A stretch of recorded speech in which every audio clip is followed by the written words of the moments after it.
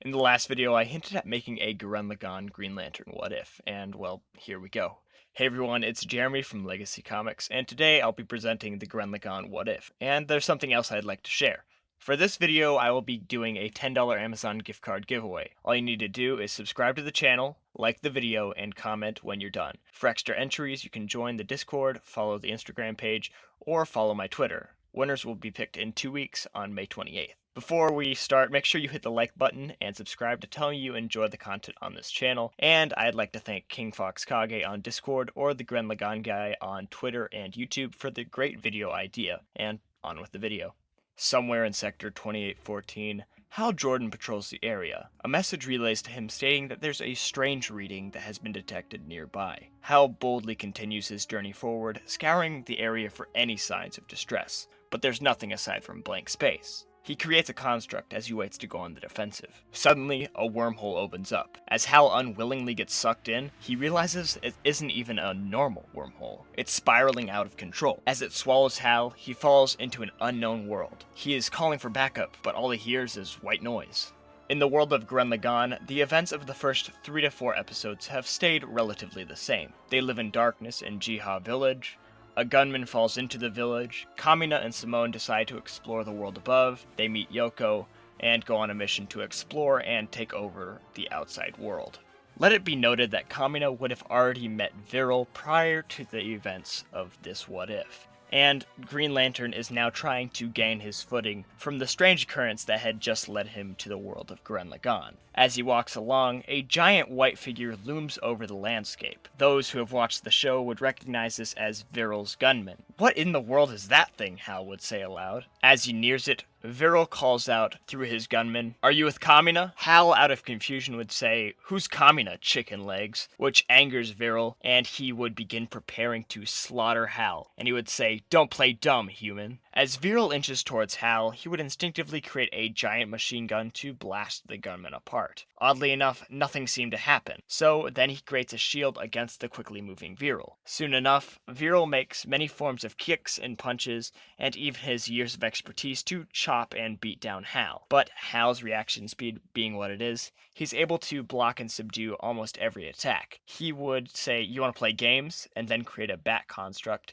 and knock Viral out of the battlefield. As Team Gurren Lagann looks to walk across the barren wasteland that is above ground, they obviously are still new to each other's faces and are trying to get used to each other. As they inch further on, they fall straight into Adi Village. Here, the people, not knowing any better, worship gunmen as if they were divine spirits, and one just crashed through their roof. After talking to the chief and the people of the village, Team Gurren decides to take residency at Adi Village for the night. In the middle of the night, a very bright green light emanates from the artificial crevasse that Kamina and the band of ragtag idiots created. The light continues to get brighter, and loud thuds can be heard immediately. Kamina, Simone, and Yoko all wake up. Almost immediately, a very large gunman takes a dive straight into the village. As it gets closer to the ground, a very loud, "Hey, where do you think you're going?" can be heard. Hal slowly floats down, containing the gunman in a giant ball construct. "What is going down here anyways?" says Hal. "Some sort of party or something?"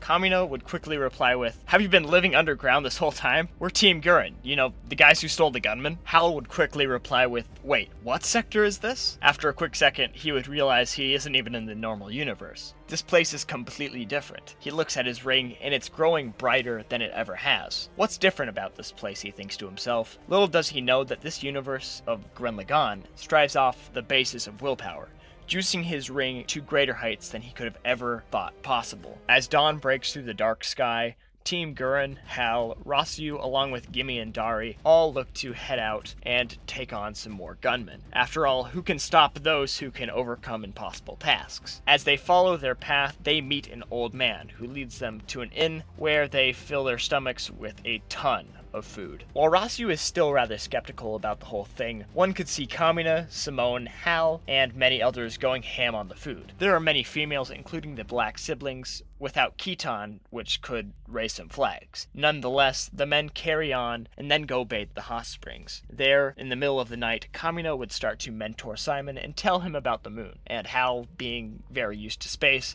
happily swims over to tell them and fill them in on all the information they just got wrong. After a little bit, Kamina pulls Simone back and finishes his talk. They begin to peek on the other side to see any girls, but sadly they have no luck. Suddenly, the hot spring resort turns into a giant gunman right underneath their feet. Literally. They go on a rescue mission to save the women. But of course, none of them have their gunmen, because how are you going to fit a gunman into the hot springs resort? So they rush to save their captured females, but before they can save them, Yoko shoots straight through the beastman piloting the gunman. The boys just kind of stare there awestruck that Yoko soloed it, and then they carry on down the road as if nothing seemed to happen. As morning is now dawning, the team begins their journey once again.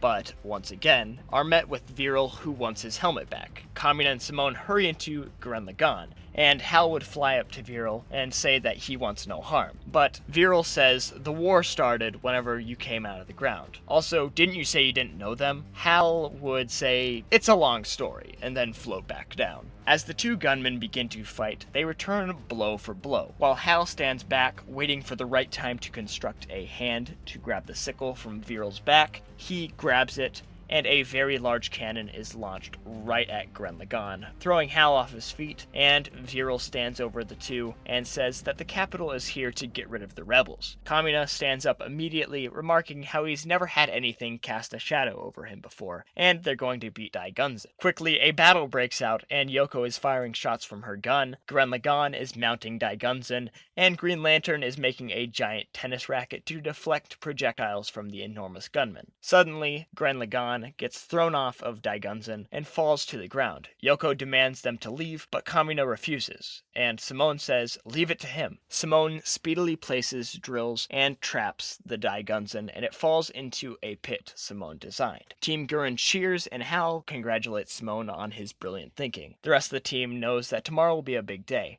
and many of the members drift off to sleep. But Hal is wondering why his transmission was never received by the rest of the Lantern Corps. Well, that's the end of Part 1. Part 2 is going to be crazy, so stay tuned. Reminder that the Amazon gift card giveaway will happen, so make sure to like, comment, and subscribe. And if you like this video, make sure to leave a thumbs up, and make sure to subscribe and share the video with your friends. Also, you can turn on that notification bell if you want to be alerted for the next time I post a video. Finally, make sure you put your questions, ideas, and thoughts down in the comments below. This is Jeremy from Legacy Comics, signing out. See ya!